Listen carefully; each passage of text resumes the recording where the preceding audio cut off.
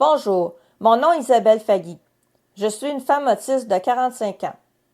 Ma présentation d'aujourd'hui durera environ 1 heure. Le thème, c'est la difficulté qu'éprouvent les personnes autistes à effectuer une transition d'une tâche vers une autre tâche ou d'une activité vers une autre activité. Je vais vous présenter un outil que j'ai conçu autant pour les personnes autistes elles-mêmes que pour leurs aidants naturels ou pour leurs aidants professionnels. Cet outil comprend un diaporama et un diagramme Ishikawa des causes de notre difficulté à effectuer une transition. Le diagramme facilite le repérage des causes par les aidants. Il peut aussi aider la personne autiste à communiquer ses besoins à ses aidants. Je vais vous présenter aussi le diaporama de l'outil. Par contre, je ne vais pas m'attarder à chaque diapositive et je ne parlerai pas des causes qui sont liées à la santé mentale parce que cette présentation durerait 2 heures. La table des matières du diaporama est conçue pour correspondre aux causes qui sont listées dans le diagramme. Je vous recommande de lire les diapositives 3 à 9, c'est-à-dire l'introduction. Nous allons d'ailleurs les survoler dès maintenant. Beaucoup d'humains ont tendance à vouloir continuer de faire ce qu'ils sont en train de faire. Mais il y a certaines déficiences qui rendent vraiment très difficile de stopper une activité pour en commencer une autre. Par exemple, les transitions entre des tâches ou entre des activités sont particulièrement difficiles pour les personnes qui ont des déficits au niveau des fonctions exécutives. Par exemple, les personnes autistes ou les personnes qui ont un TDA. Ces personnes peuvent avoir besoin de soutien ou d'accommodement pour faire des transitions. Bien sûr, nous avons des activités préférées comme tout le monde. Et bien sûr, il y a un petit pourcentage de nos difficultés de transition qui est causé par l'envie de continuer une activité agréable, comme c'est le cas pour tous les humains. Mais il faut aussi connaître toutes les autres causes possibles avant de porter un jugement moralisateur sur la difficulté de transition de la personne. Par exemple, avant de dire que la personne autiste est capricieuse ou qu'elle fait de l'opposition. Il faut aussi éviter de tomber dans le piège de croire que les personnes autistes qui ont moins de besoin de soutien dans leur quotidien, elles devraient être capables de faire des transitions sans soutien. Parce que ces personnes peuvent quand même avoir besoin de beaucoup de soutien pour effectuer des transitions. Nous allons lire cette diapositive ensemble parce qu'elle est très importante. Le but de mon outil, c'est pas de vous aider à rendre la personne non autiste. La personne est née autiste puis elle va demeurer autiste jusqu'à sa mort. L'imagerie médicale a démontré qu'il y a plusieurs des structures qui composent notre cerveau qui sont de formes différentes par rapport à une personne neurotypique. C'est donc normal que notre cerveau il fonctionne différemment, il est fabriqué différemment. Monsieur Orion Kelly, qui est un vlogueur autiste, a dit « On dit souvent aux personnes autistes, est-ce que tu pourrais pas mettre de côté tes caractéristiques neurologiques autistiques? Ou est-ce que tu pourrais pas mettre de côté tes déficits pendant le temps d'exécuter cette tâche que je veux que tu exécutes? Mais est-ce que vous diriez à une personne paralysée, est-ce que tu pourrais pas mettre de côté ta paralysie? Ou est-ce que tu pourrais pas monter l'escalier pour une fois avec tes 2 jambes? Et je sais qu'il y a des gens qui disent ce genre de choses aux utilisateurs de fauteuils roulants. Il y aura toujours des causes désespérées. Je fais ici appel aux personnes de bonne volonté, mais qui ignorent sincèrement qu'il y a des déficiences qui sont invisibles, puis que les incapacités causées par une déficience invisible sont aussi réelles que les incapacités qui sont causées par une déficience davantage visible. Ce qui complique les choses, c'est que la personne autiste, elle peut réussir certaines choses quand elle n'est pas trop fatiguée, pas trop stressée, pas anxieuse, puis qu'elle n'est pas en surcharge sensorielle. Mais dès que son système nerveux il est en surcharge, soit cognitive ou langagière ou émotionnelle ou de douleur, elle va devenir incapable de réussir. Temple Grandin, qui est une femme autiste, a dit « Le problème quand tu es autiste, c'est que tu as l'air de moins en moins autiste parce que tu apprends sans arrêt. Tu apprends à te comporter de la manière attendue. C'est comme jouer dans une pièce de théâtre. Je suis continuellement en train de jouer dans une pièce de théâtre. » Orion Kelly complète en disant que nous masquons notre vrai soi parce que notre vrai soi rend les personnes neurotypiques inconfortables. Nous jouons un personnage qui les rend confortables, mais ce faisant, nous ne sommes jamais nous-mêmes. Et quand nous ne restons plus à masquer, à jouer le personnage, puis que là, les gens voient notre vraie personne, ben, ils veulent plus de nous. Monsieur Adam Walton a écrit « Le soi-disant autisme léger ne signifie pas que la personne autiste vit, ressent ou éprouve son autisme légèrement. Cela signifie juste que vous vivez, ressentez ou éprouvez son autisme légèrement. » Personnellement, j'ajouterais que c'est épuisant de maintenir un personnage neurotypique sur le long terme, puis ça peut même nous mener au burn-out. Il y a certaines personnes autistes qui réussissent à masquer leur autisme, mais ce n'est pas le cas de toutes les personnes autistes. Il y en a qui ont plus d'anomalies sensorielles ou des anomalies sensorielles plus sévères. Il y en a qui ont des comorbidités, par exemple, de déficience intellectuelle, de déficit langagier ou d'alexithymie. Et ces personnes-là peuvent être incapables de jouer un personnage neurotypique. Il est aussi pertinent de savoir que les personnes autistes auront plus de difficultés à faire des transitions d'activités ou de tâches quand elles vivent des grandes transitions de vie. Par exemple, si on a un enfant autiste, ça pourrait, une grande transition de vie, être un déménagement, un changement d'enseignement à l'école, une nouvelle intervenante, un nouveau petit frère, etc. Et pour un adulte autiste, ça pourrait être de partir étudier dans une autre ville, un nouvel emploi, former un couple, déménager, la naissance de son enfant, devenir donneur de soins pour son parent vieillissant, le décès d'un proche, un divorce, etc. Donc, lors de ces grandes transitions de la vie, prévoyez la mise en place de plus d'outils et de stratégies pour faciliter les transitions de tâches et d'activités. Puis aussi, tentez de limiter le nombre des petites transitions pendant les grandes transitions. J'ai regroupé les difficultés cognitives qui peuvent nuire aux transitions en 4 catégories. Premièrement, il y a le déficit de cohérence centrale. Deuxièmement, il y a les déficits de communication. Troisièmement, les déficits de planification et d'organisation. Et quatrièmement, les incapacités qui sont liées à la mémoire. Mais avant de passer à ces diapositives, je veux vous introduire brièvement le sujet des fonctions exécutives parce que les personnes d'autisme, on a presque toutes des déficiences au niveau d'au moins une fonction exécutive. Les fonctions exécutives, elles contrôlent et elles gèrent les pensées et les actions. Plusieurs fonctions exécutives doivent être utilisées pour réussir une transition. Quand on a un déficit au niveau des fonctions exécutives, on peut sembler désorganisé ou paresseux ou inconstant ou distrait ou incompétent. La personne, elle n'a pas nécessairement un niveau de difficulté identique pour chacune de ces fonctions exécutives. Et c'est possible de compenser en partie ces déficits des fonctions exécutives avec de la formation, de l'encadrement, des outils, des stratégies ou des logiciels. Je vais maintenant vous donner des exemples de fonctions exécutives. Il y a le classement, la détermination d'objectifs, la capacité à se projeter dans le futur, la gestion du temps, la capacité à résoudre des problèmes, le raisonnement, la mémoire de fonctionnement, la capacité à ne pas se laisser distraire de la tâche, la capacité à commencer une action, la capacité à réguler ses actions et ses émotions, la capacité à s'ajuster aux changements de l'environnement et aux imprévus. La première catégorie de difficultés cognitives est en lien avec notre déficit de cohérence centrale. Bon, qu'est-ce que c'est ça, la cohérence centrale? C'est la capacité du cerveau de comprendre le sens global d'une situation ou d'un paysage ou d'un objet à partir de toutes les informations qu'il perçoit. Autrement dit, c'est la capacité de faire rapidement des liens entre une grande quantité de détails et de déterminer ce que l'ensemble de ces détails signifie. Il y a des études scientifiques qui ont démontré que les personnes qui sont autistes ont un déficit de cohérence centrale, c'est-à-dire qu'elles ont besoin de beaucoup plus de temps qu'une personne neurotypique pour effectuer ce genre d'évaluation globale. Et donc ça veut dire que nous avons besoin de plus de temps pour effectuer une transition, et ça même avec des outils et du soutien. Il faut donc modérer vos attentes.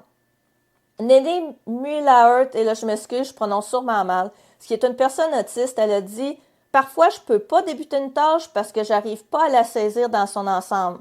Ça m'amène à me faire tellement de scénarios dans ma tête que je me retrouve en effondrement artistique. Ça veut dire que je ne peux jamais commencer la tâche, puis encore moins la finir. » Fin de la citation. Je vous encourage à lire les diapositives 16 à 25 qui donnent beaucoup d'informations et de pistes de solutions. Je vais maintenant vous les résumer. Passer d'un dossier à l'autre, c'est très compliqué pour nous. Il nous faut beaucoup plus de temps pour ranger en mémoire à long terme les informations à propos de l'état de la tâche actuelle. Bon, par exemple, ça veut dire qu'est-ce que j'ai fait, qu'est-ce qui reste à faire, qu'est-ce que j'ai appris de nouveau à propos de la tâche, etc. Il nous faut aussi beaucoup plus de temps pour récupérer de notre mémoire les informations à propos de la prochaine tâche. J'ai l'impression que c'est en partie dû à notre difficulté à filtrer les détails importants des détails inutiles, puis à notre difficulté à avoir une vision d'ensemble et à fonctionner avec des à peu près. La personne autiste ne réussira pas à reprendre la tâche plus tard si elle a mémorisé à peu près où elle était rendue dans l'exécution de la tâche. Ça fait qu'elle doit mémoriser, puis ensuite se remémorer, une quantité colossale d'informations pendant une transition de tâche. Pour pallier à ma difficulté de passer d'un dossier à un autre, j'essaie d'organiser mes journées en 2 ou 3 longs blocs de travail plutôt qu'en plusieurs petits blocs de travail. Pour pallier ma difficulté de gérer plusieurs dossiers en parallèle, j'essaie de m'impliquer dans un seul gros projet à la fois. Ça peut être soit un projet personnel, soit un projet de bénévolat, de travail ou d'études. Mais ça implique que j'entreprends pas pendant la même période un gros projet personnel et un gros projet de travail. Par exemple, déménager en même temps que je change de job. Les personnes autistes ont aussi une difficulté que je nomme la voix unique. D'autres personnes autistes disent qu'elles ont une perception fragmentaire de la réalité ou encore que c'est comme si elles regardaient tout le temps à travers une paille. C'est difficile de comprendre une situation quand on en a une perception qui est fragmentaire puis qu'en plus, on doit composer avec des délais importants de traitement de l'information sensorielle et émotive. Parce que notre cerveau, il a aussi cette caractéristique de traiter plus lentement les informations sensorielles et émotives. Tout ça, ça fait que nous avons tendance à l'hyperfocus, c'est-à-dire que nous sommes très concentrés quand nous effectuons une tâche ou une activité, puis c'est vraiment difficile puis frustrant pour nous de devoir passer d'une tâche à une autre ou de nous faire interrompre pendant que nous essayons de compléter une tâche. Qu'est-ce qu'on peut faire si on a une perception à voix unique? Mais essayez pas d'accomplir deux choses en même temps. Utilisez un agenda ou un autre outil visuel, puis notez-y absolument tout ce que la personne doit faire. Donnez une information à la fois et attendez que la personne ait terminé l'exécution de son action ou qu'elle ait terminé de réfléchir avant de donner d'autres informations. Prévoyez plus de temps pour l'exécution de la tâche pour pouvoir prendre le temps de donner de l'information ou des instructions au fur et à mesure.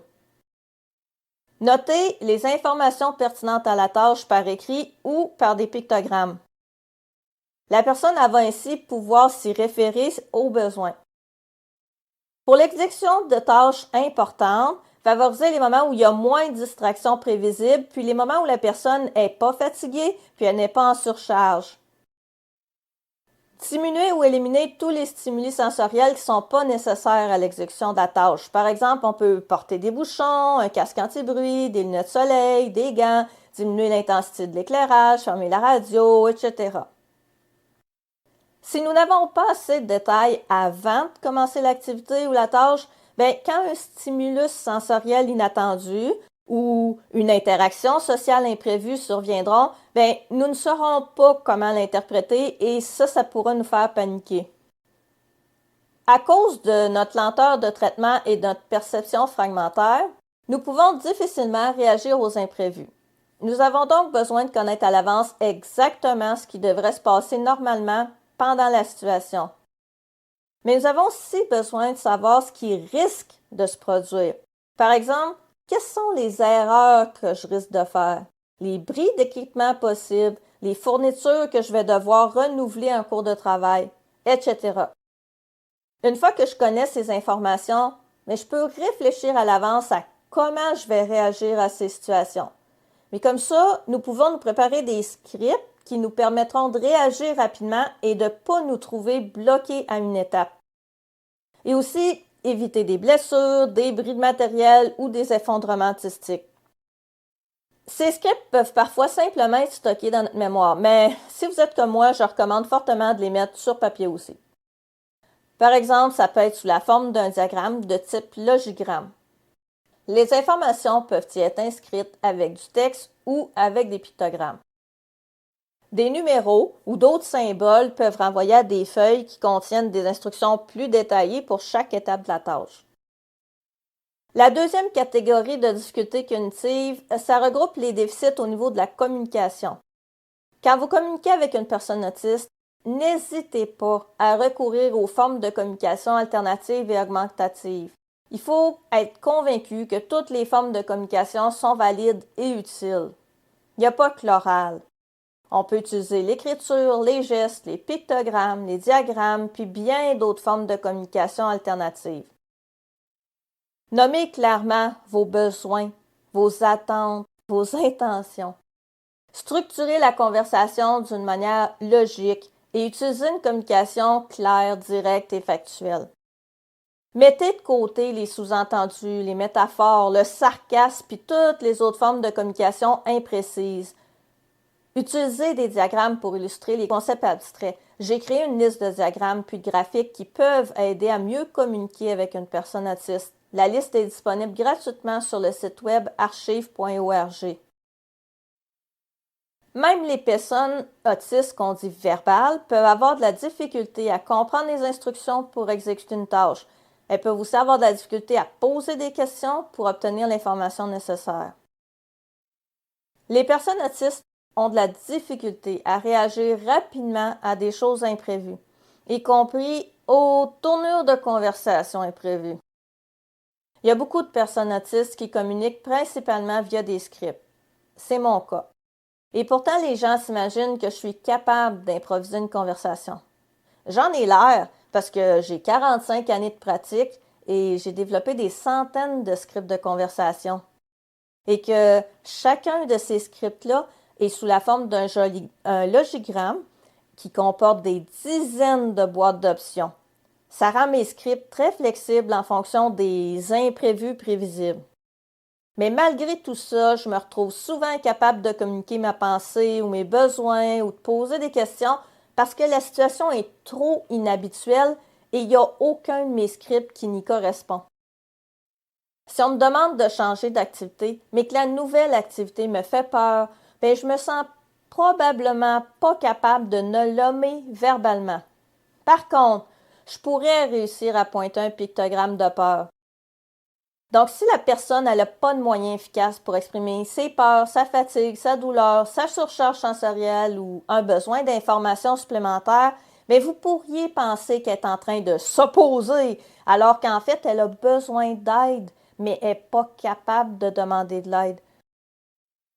Pour beaucoup de personnes autistes, c'est difficile ou impossible de percevoir des stimuli de plusieurs sens en même temps. Par exemple, si quelqu'un me parle, puis je suis face à une fenêtre, puis qu'il y a une personne qui traverse le paysage, oubliez ça, j'écoute plus ce que mon interlocuteur me dit. Je suis pas capable en même temps de comprendre le déplacement visuel de la personne dans mon champ visuel, puis les sons émis par mon interlocuteur. Par conséquent, nous devons cesser ce que nous sommes en train de faire pour pouvoir écouter des consignes supplémentaires pendant l'exécution d'une tâche. Il y a beaucoup de personnes autistes qui ne pensent pas en mots. Certaines personnes autistes pensent en images, d'autres en vidéo, d'autres en concept pur. Quand vous nous donnez des instructions verbalement, nous devons d'abord interpréter vos paroles, puis convertir vos mots vers notre manière de penser. Puis ça, ça induit un délai de compréhension, en plus du délai de perception sensorielle auditive. Si la personne ne pense pas en mots, vous pouvez essayer de trouver une manière de lui transmettre l'information directement dans son mode de pensée. Par exemple, si la personne pense en images, utilisez des pictogrammes ou des photos. Si la personne pense en vidéo, il y a toutes sortes de tutoriels vidéo disponibles gratuitement sur Internet. Puis avec les cellulaires, c'est tellement facile de créer nos propres tutoriels vidéo maintenant. Les personnes autistes ont habituellement un mode de pensée concret. Ça ne signifie pas que nous sommes incapables de nous intéresser à des choses abstraites. Ça signifie plutôt que nous le faisons d'une manière différente d'une personne neurotypique. Par exemple, notre mode de pensée concret, ça fait en sorte que les explications qui comprennent des diagrammes, des photos et d'autres visuels vont être plus faciles à comprendre. Il y a d'autres façons que du visuel pour donner des explications concrètes. Par exemple, si vous m'expliquez pourquoi il faut tenir la pièce de bois à tel angle quand je la passe dans la machine pour l'usiner, bien ça m'aide à mieux comprendre puis à mémoriser. Mon cerveau, il comprend alors la relation entre la lame de la machine et l'orientation des fibres de bois et en quoi ça affecte l'efficacité de la coupe et la sécurité de l'opération. Une personne qui a une pensée concrète, elle a besoin de ce genre d'informations techniques détaillées pour comprendre comment placer le morceau de bois dans la machine puis s'en souvenir.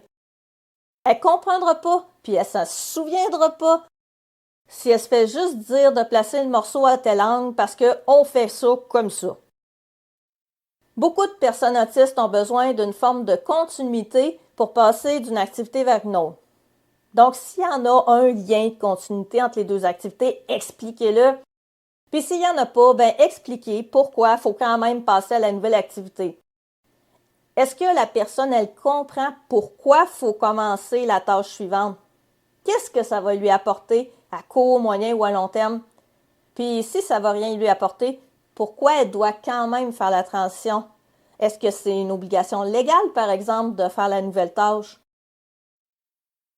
Les gens imaginent souvent que je comprends, même quand je supplie qu'on m'explique. On me reprend des phrases comme « Tu sais très bien, tu veux juste te poser. » Eh ben non.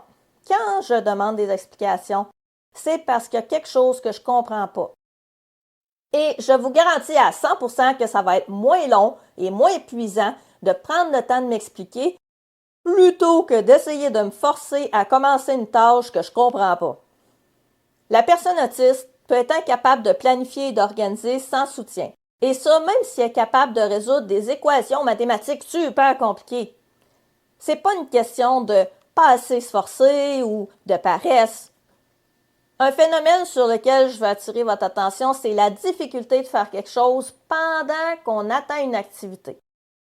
Je vais vous donner un exemple concret.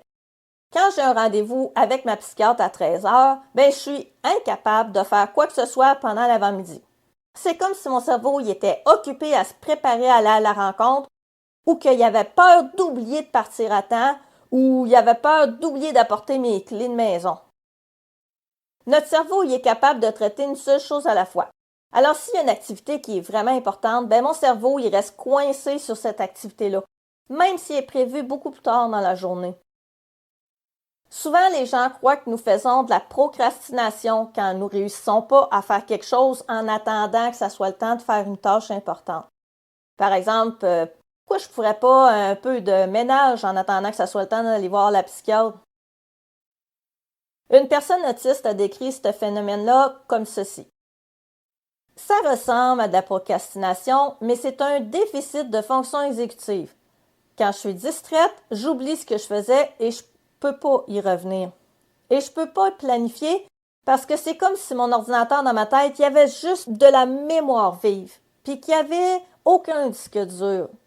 C'est comme si vous fermez un logiciel sans avoir enregistré le document. L'information est perdue. Alors, je dois rester sur la tâche actuelle, sinon je perds l'information et je ferai jamais la tâche. Puis j'ai très peur que ça arrive, alors je veux pas changer de tâche. Fin de la citation.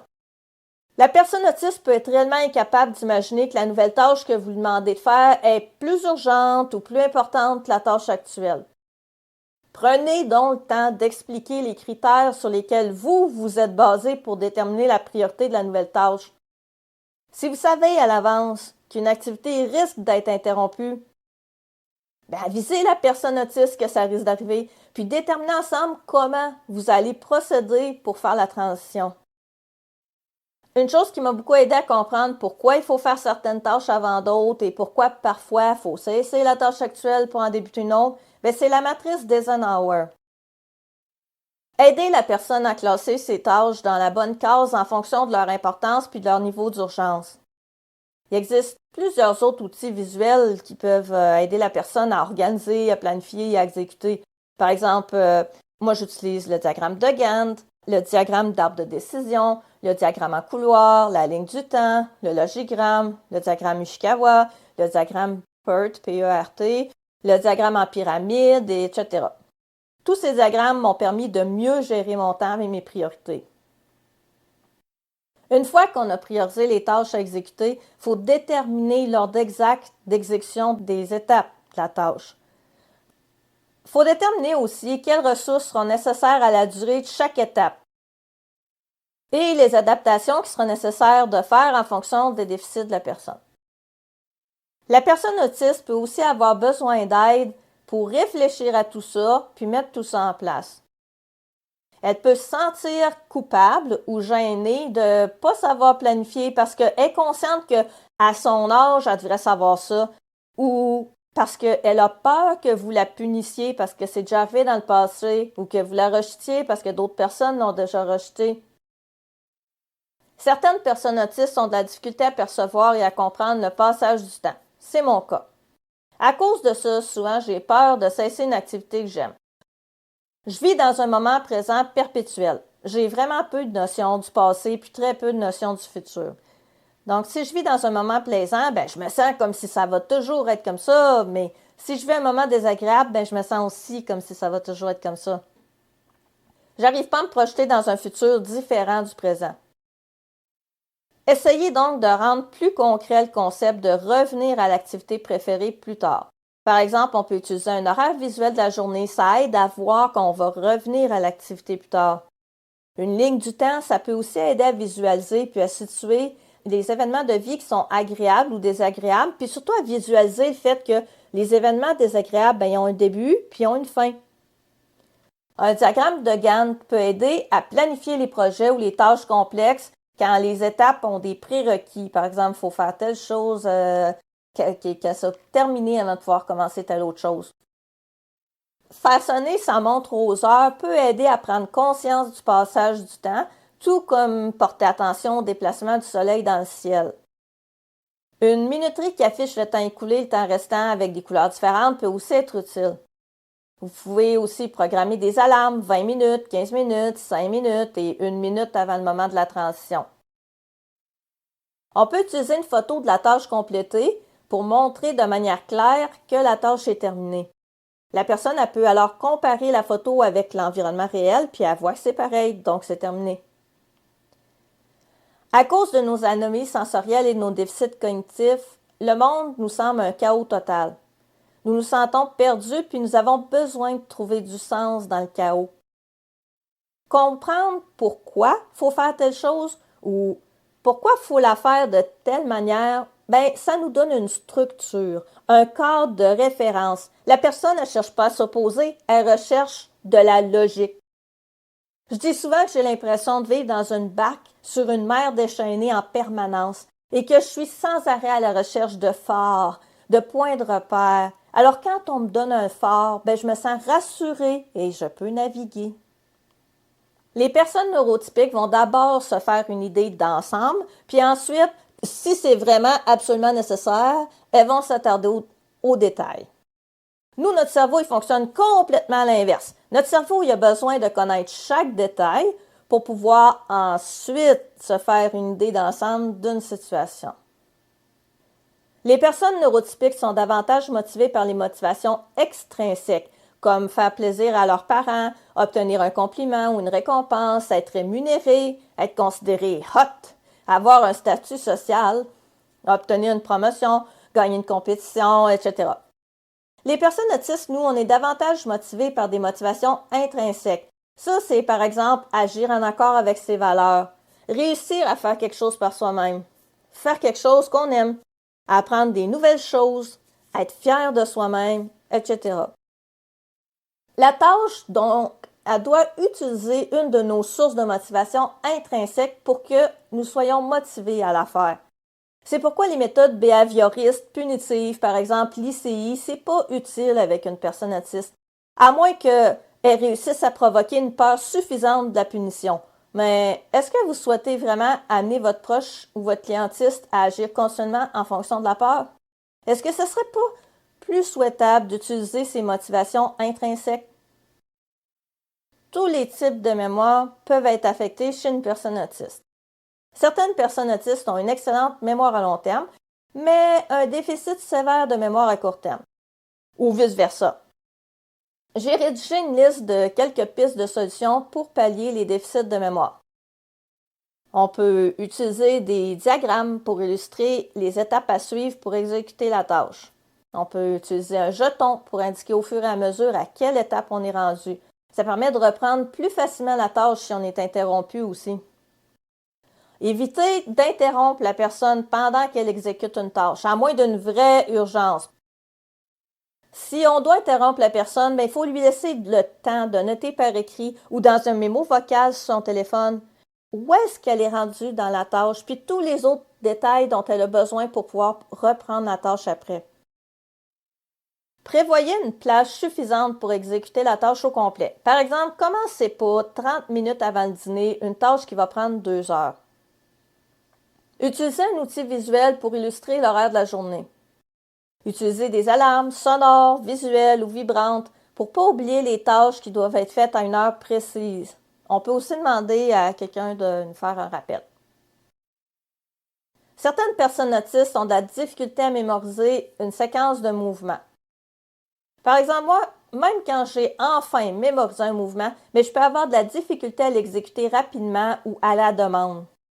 Par exemple, je sais utiliser plusieurs machines-outils d'ébénisterie, mais il me faut chaque fois plusieurs minutes quand j'approche une machine pour réussir à me remémorer la séquence de gestes à faire pour démarrer la machine et pour l'utiliser de manière sécuritaire. Pendant ce temps-là, j'ai l'air planté à rien faire, mais je suis en train de faire quelque chose, je suis en train d'extraire de ma mémoire à long terme la séquence de gestes à effectuer. Et je ne peux pas commencer à travailler tant que je n'ai pas mis cette séquence de mouvements-là dans ma mémoire de travail. Et plus une personne me met de la pression à me mettre en action, moins je réussis à me concentrer pour me souvenir des mouvements. J'ai besoin de beaucoup de détails, mais paradoxalement, ma mémoire de travail n'est pas capable d'en stocker beaucoup. J'ai pas beaucoup de cases mémoire. Je me retrouve souvent paralysée parce que j'ai pas toutes les informations nécessaires en mémoire de travail par manque de cases mémoire. Par exemple, une tâche qui comporte beaucoup d'étapes, ça va être problématique. Et parfois, les gens ne sont pas conscients qu'une tâche comporte de nombreuses étapes.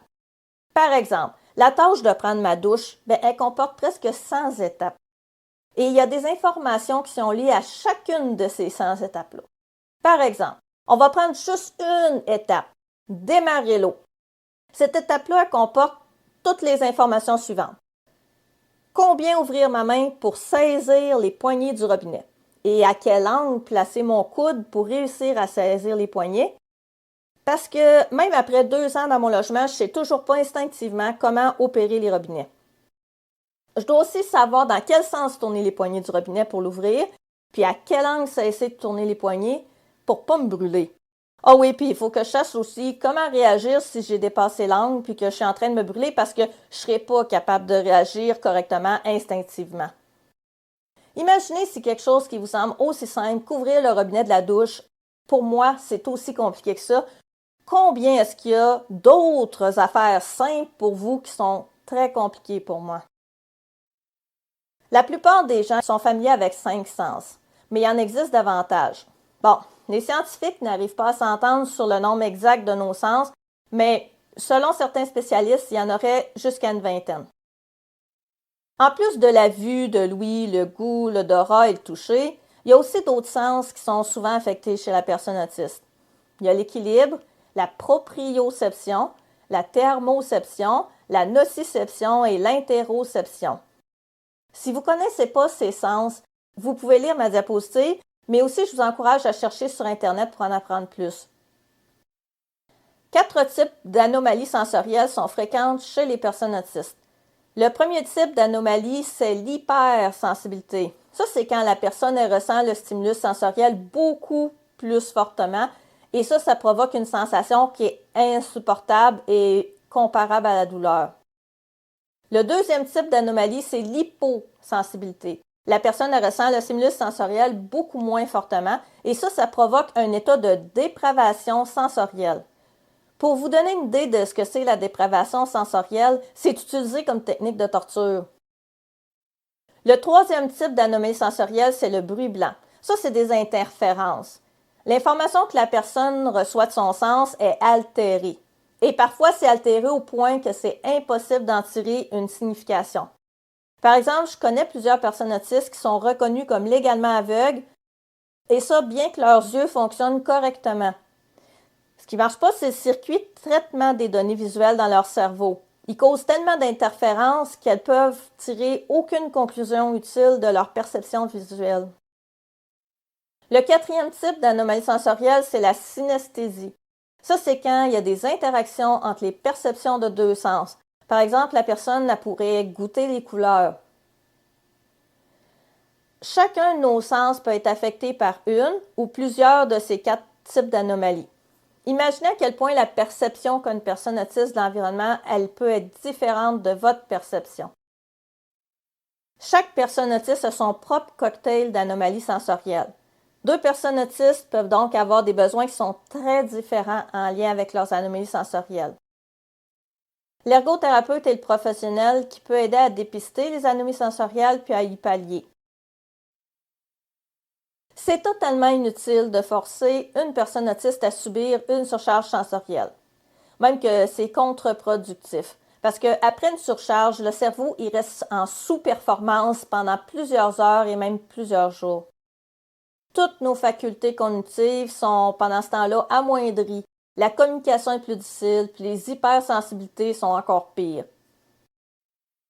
Si je vous disais qu'en laissant votre main souvent, puis de plus en plus longtemps sur le rond de la cuisinière allumée rouge vif, vous allez vous habituer. Qu'est-ce que vous penseriez de mon niveau d'empathie puis de ma bienveillance envers vous? Vous penseriez que soit je suis dépourvue de bon sens, soit j'ai des intentions malveillantes à votre égard.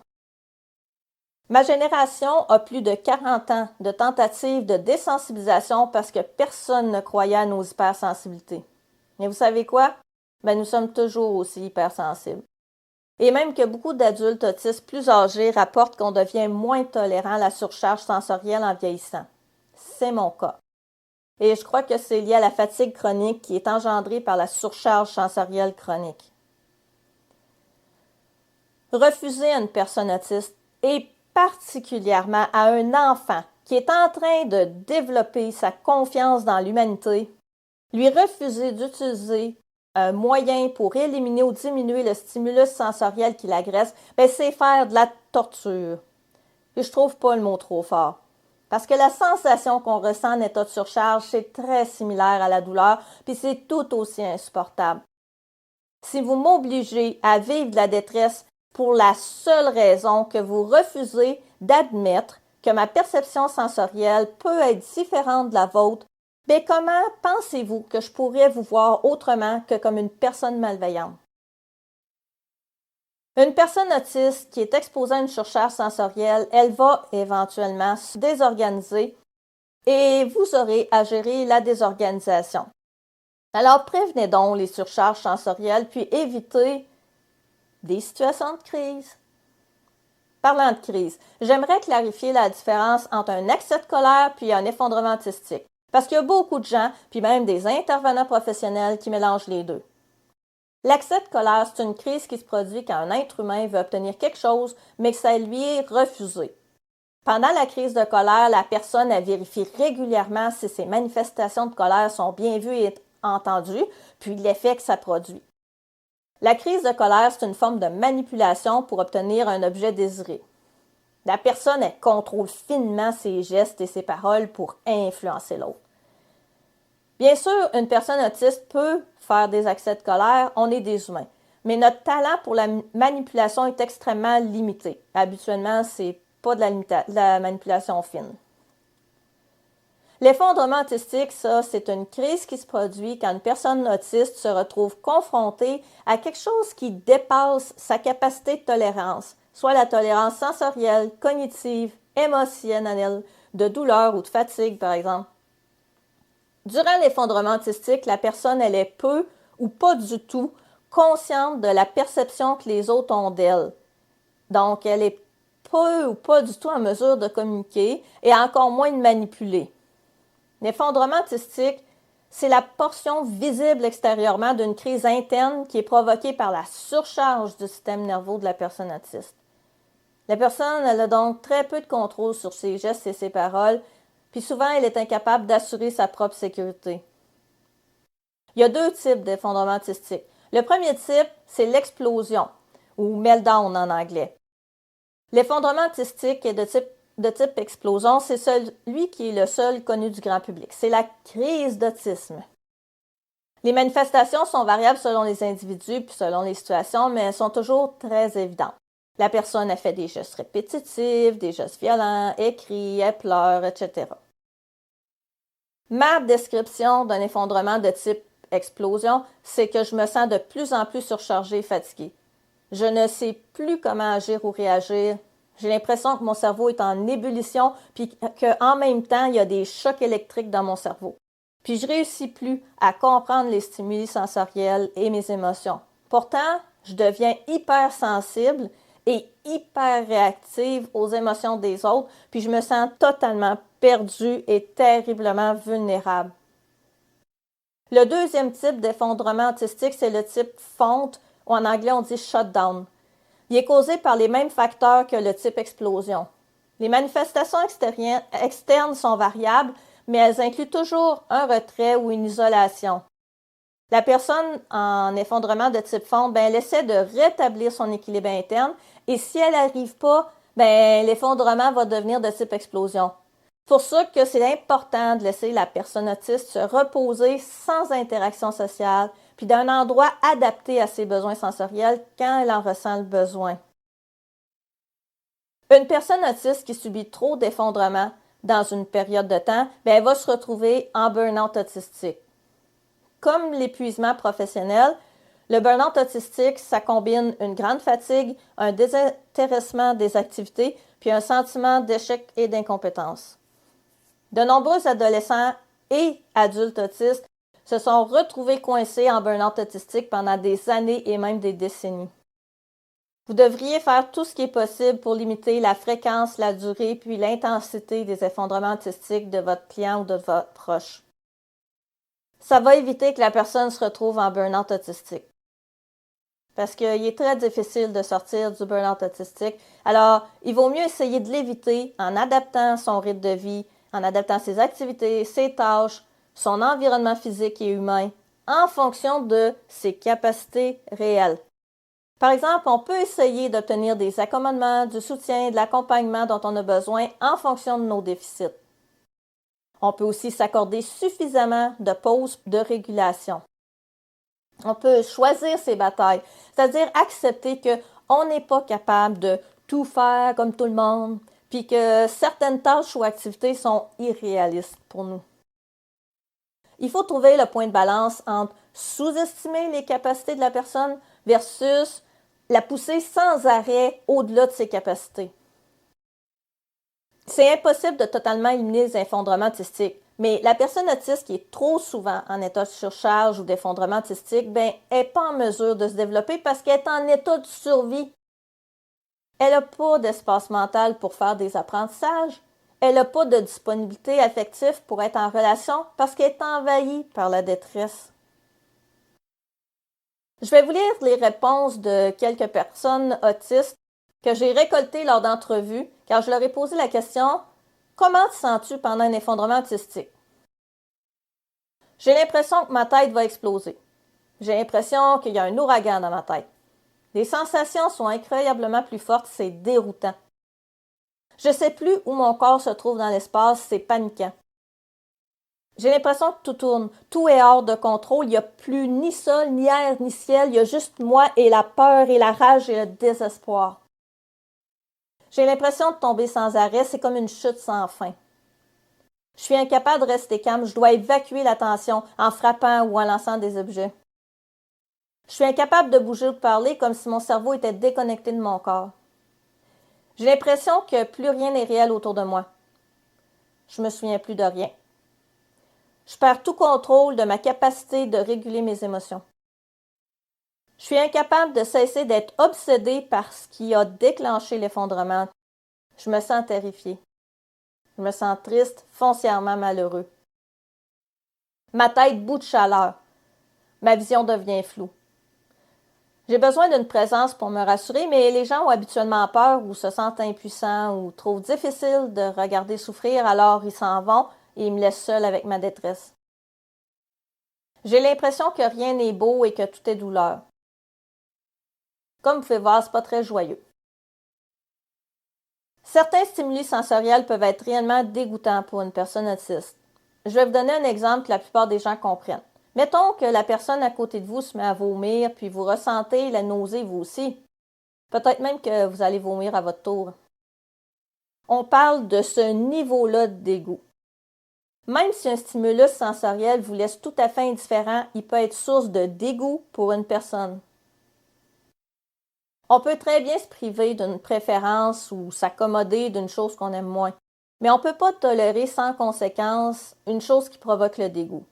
Si on est forcé de s'y exposer régulièrement, bien on va avoir de la nausée pendant l'exposition, puis on va développer de l'anxiété ou une phobie par rapport à la situation ou à l'objet. Ça se peut qu'on va faire des cauchemars, puis ça nous facilitera pas la vie, puis non plus à nos proches. Il est impossible de lister dans un diaporama toutes les façons dont on peut contourner les difficultés qui sont liées au dégoût sensoriel. Mais je vous encourage à consulter les groupes de soutien d'adultes autistes. Par exemple, il y a un excellent groupe Facebook qui s'appelle Ask Autistic Adults, Resource for Parents of Autistic. Puis, si vous avez un enfant autiste, bien, je vous encourage à devenir ami avec au moins un adulte autiste. Il va pouvoir vous aider à imaginer des solutions aux difficultés sensorielles. Vous pouvez aussi consulter un ergothérapeute. Informez-vous sur les façons de faire la tâche ou l'activité dans les autres régions du monde. Ça permet souvent de trouver des pistes de solutions. Soyez créatifs. Pour les difficultés qui sont liées à l'hygiène, j'ai conçu un outil qui est disponible gratuitement sur le site archive.org. Les personnes autistes ont absolument besoin d'un moment de détente. Nos anomalies sensorielles, nos déficits cognitifs, puis nos difficultés au niveau de la communication et des interactions sociales, bien, ça entraîne l'accumulation de beaucoup plus de tensions que chez une personne qui est neurotypique.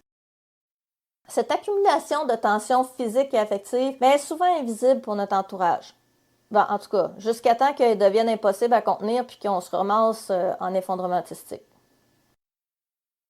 Les moments de détente dans un environnement qui répond aux besoins sensoriels et de sécurité de la personne autiste, c'est nécessaire pour évacuer les tensions accumulées puis ainsi prévenir les effondrements autistiques.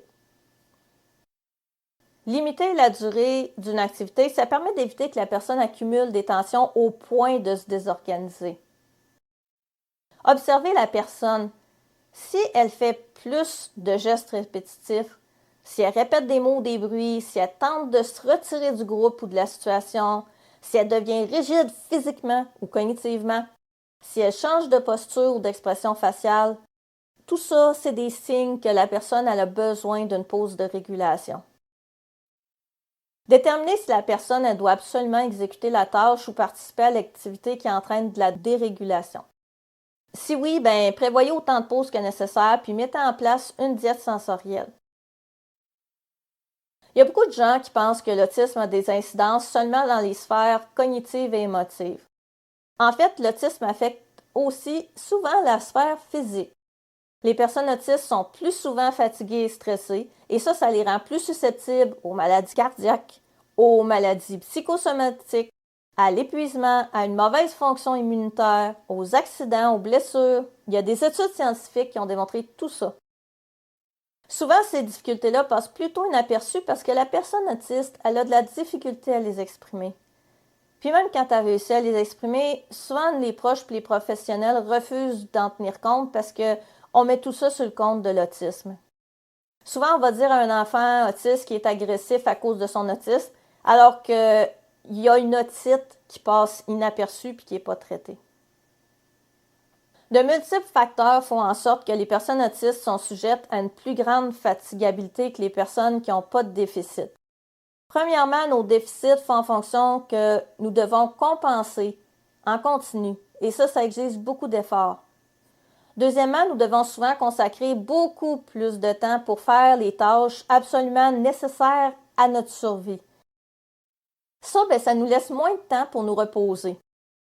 Troisièmement, nous voulons réussir comme tout le monde. Nous mettons donc beaucoup d'efforts à essayer de réussir des choses qui sont impossibles ou qui vont être possibles, mais au prix d'efforts qui sont démesurés par rapport aux gens de notre âge. Et donc, nous sommes épuisés en permanence. Nous avons aussi beaucoup de pression sociale de réussir, de nous forcer par des gens qui ne comprennent rien à la notion de situation de handicap. Quatrièmement, il y a nos anomalies sensorielles qui font que nous sommes souvent en état de surcharge et ça entraîne de la fatigue. Finalement, nous vivons beaucoup d'émotions difficiles à cause de nos déficits.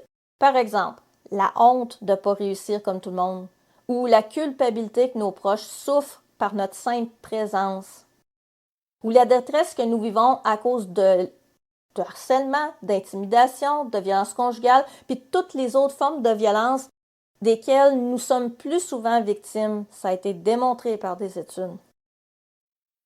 Ou à cause du fait que nous ressentons les émotions vivement et qu'en même temps, on a de la difficulté à les identifier puis à les nommer. Et donc ça nous laisse dans un état de détresse et de confusion. Les personnes autistes sont nombreuses à avoir des difficultés de sommeil comme la difficulté à s'endormir, la difficulté à rester endormi, puis les cauchemars.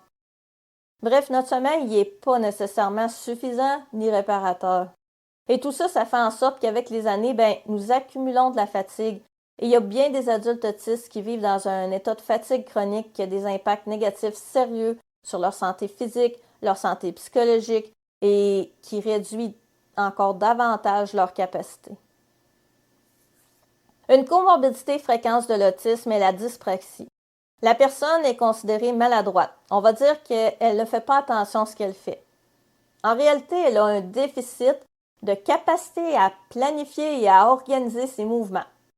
Souvent, elle a aussi de la difficulté à estimer les distances puis à savoir où se trouvent ses membres dans l'espace. Et ça fait qu'elle échappe son verre d'eau, elle se cogne au mur, elle ne réussit pas à attraper le ballon ou elle s'enfarge dans les escaliers. La dyspraxie, ça entraîne une fatigabilité parce que la personne ne réussit pas à faire les gestes automatiquement. Elle doit donc réfléchir à chaque geste. Par exemple, mon exemple de la douche tout à l'heure. Ou un autre exemple, quand je marche sur un terrain, même s'il est juste légèrement accidenté, mais je dois regarder mes pieds pour ne pas m'enfarger. Un autre exemple, quand je monte un escalier, je dois consciemment penser à lever mon genou suffisamment pour ne pas m'enfarger dans les marches. La personne qui a de la dyspraxie, elle va avoir besoin de beaucoup plus de répétitions pour réussir à effectuer un mouvement. Et ça se peut qu'elle ne réussisse jamais à l'apprendre et qu'elle ait toujours besoin d'aide pour exécuter le mouvement. Je ne peux pas apprendre un mouvement en observant une autre personne le faire. Je dois faire le mouvement. Mais j'ai aucune idée de comment faire le mouvement. Je sais que ça a l'air bizarre pour les gens normaux, mais c'est comme ça. Souvent, j'ai besoin qu'une personne bouge mon bras pour que je sente le mouvement, puis qu'ensuite, je puisse le faire moi-même. Et ça, c'est pas simple parce que j'ai des difficultés sensorielles au niveau du toucher. J'aime pas qu'on me touche. Je me blesse souvent. Je fais des chutes, des collisions, des coupures. J'échappe mon chaudron d'eau bouillante sur moi. À cause de tout ça, j'ai souvent peur d'essayer un nouveau mouvement. Souvent, donc, j'ai l'air de ne pas vouloir faire la tâche, de m'opposer. Alors qu'en fait, je suis sincèrement incapable parce que je n'ai pas compris comment faire le mouvement ou que je suis trop fatiguée par le mouvement ou que j'ai trop peur de me blesser. Nous voici rendus à la conclusion. Comme je l'ai dit au début de ma présentation, il y a toute la section bleue qui est la section sur les difficultés émotives et de santé mentale dont je n'ai pas parlé aujourd'hui. Je vous encourage fortement à la lire et si vous voulez que je fasse une vidéo sur ce sujet, laissez-moi des commentaires. Merci d'avoir écouté ma présentation et j'espère que cet outil pourrait vous être utile. N'hésitez pas à l'imprimer ou à le partager sur Internet. C'est en diffusant l'information qui provient des personnes autistes, de leur vécu, des solutions qu'elles et leurs proches ont trouvées à leurs difficultés, que, éventuellement, on pourra en arriver à une meilleure intégration sociale des personnes autistes. En effet, si les autres nous comprenaient mieux, s'ils acceptaient mieux nos besoins d'accommodement, de soutien, d'informations supplémentaires, ben, nous ne serions plus exclus des milieux sociaux comme l'école, l'emploi ou les loisirs.